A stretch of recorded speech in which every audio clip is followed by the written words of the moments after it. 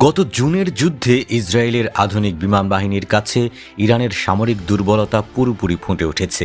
Israel তাদের বহরে থাকা F-35 যুদ্ধবিমান দিয়ে ইরানে খুবই সহজে হামলা চালিয়ে গেছে।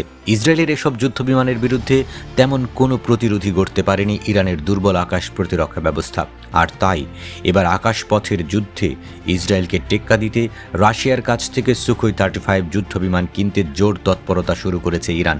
এছাড়া রাশিয়ার কাছ থেকে অত্যাধুনিক S-400 আকাশ প্রতিরক্ষা ব্যবস্থা এবং নিজেদের ভাণ্ডারে থাকা ক্ষেপণাস্ত্রগুলোকে আরও নিখুঁত করার প্রযুক্তি নেয়ার জন্য মস্কোর সাথে আলোচনা চালাচ্ছে তেহরান।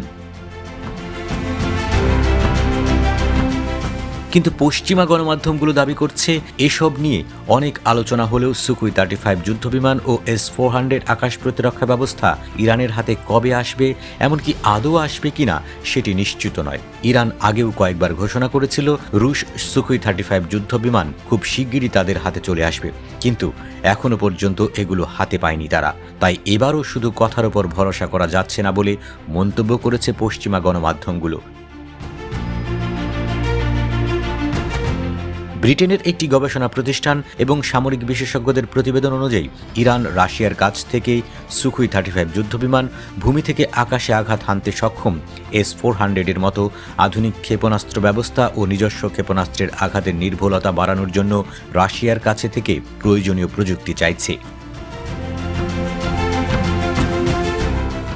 এর মূল উদ্দেশ্য হল সামরিক সিস্টেমগুলিকে ইরানের বর্তমান সামরিক ব্যবস্থার সঙ্গে পুরোপুরি যুক্ত করা, অর্থাৎ রাডার, উন্নত সফটওয়্যার, রক্ষণাবেক্ষণ সুবিধা এবং প্রশিক্ষণের মাধ্যমে একটি শক্তিশালী বিমান প্রতিরক্ষা বলয় তৈরি করতে চাইছে ইরান।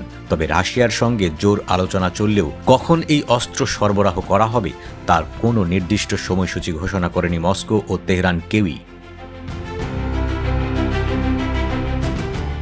এদিকে পশ্চিমা গণমাধ্যমগুলোর দাবি, ইউক্রেন যুদ্ধক্ষেত্রে রাশিয়ার বিমান প্রতিরক্ষা ব্যবস্থার পরীক্ষিত হওয়ায় তাদের রাডার এবং সফটওয়্যার অনেক উন্নত হয়েছে।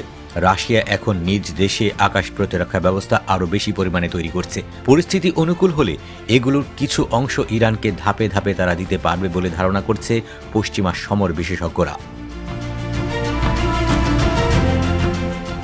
তারা বলছেন, শেষ পর্যন্ত যদি এই চুক্তি সফল হয় তবে সুখোই 35 যুদ্ধবিমানের সাহায্যে ইরানের বিমান বাহিনীকে শত্রুর অনেকগুলো লক্ষ্যবস্তু একসাথে ট্র্যাক করার এবং একাধিক স্থানে আঘাত হানার সক্ষমতা অর্জন করবে।